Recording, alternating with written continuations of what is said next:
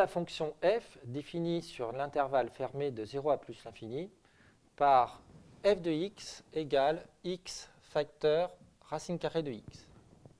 Deux questions. La première, calculer f' de x. La deuxième, la fonction f est-elle dérivable en 0?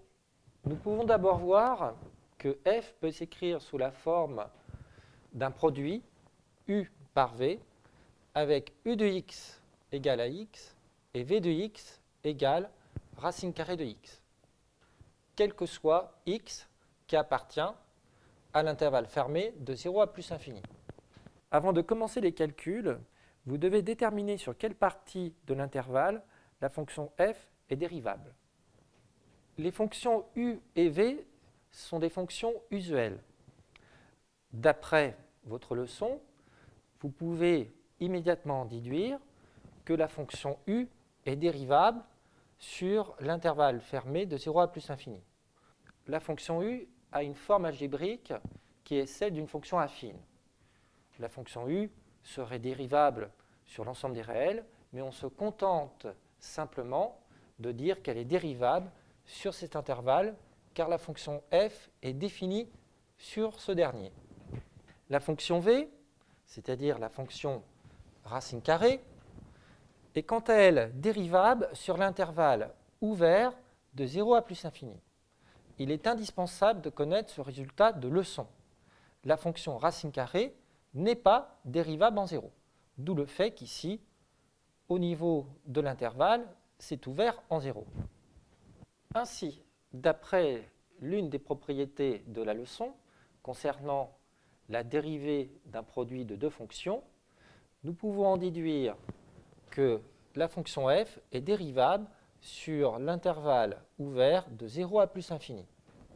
Sachant que la fonction f est égale au produit de la fonction u par la fonction v, nous pouvons, d'après la formule de la leçon, en déduire que f' est égal à u'v plus uv'.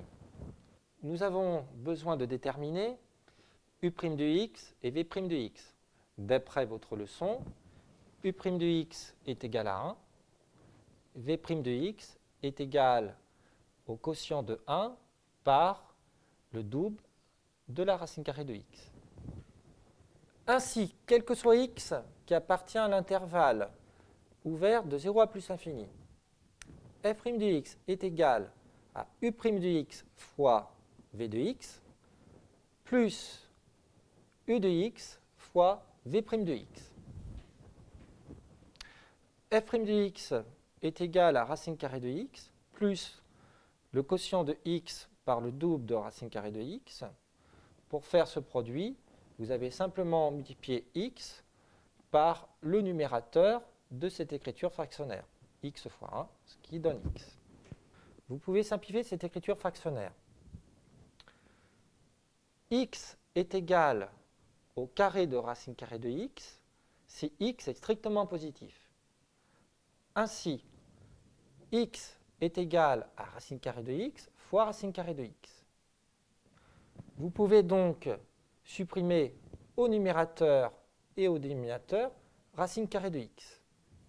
Donc, f' de x est égal à la somme de racine carrée de x et de la moitié de racine carrée de x.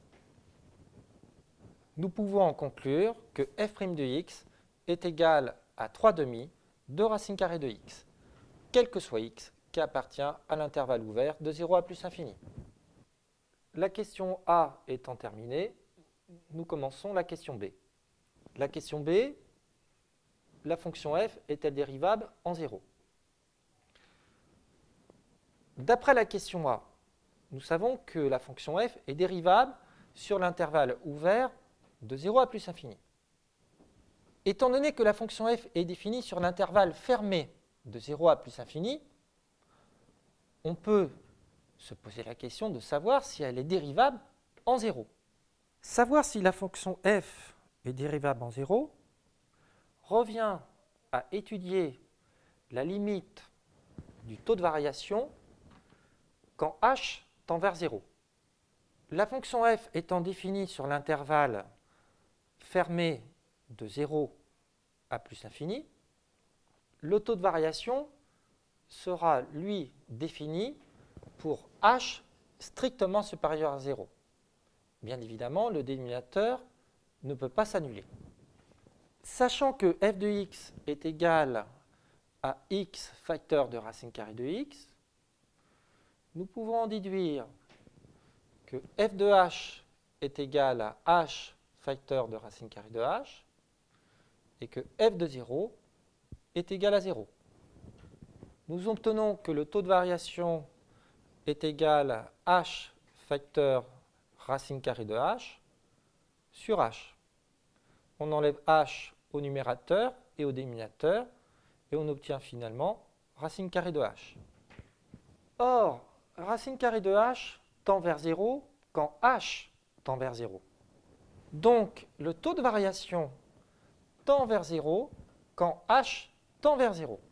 Ce qui se traduit par cette écriture mathématique, la limite du taux de variation est égale à 0 quand h tend vers 0. Pour conclure,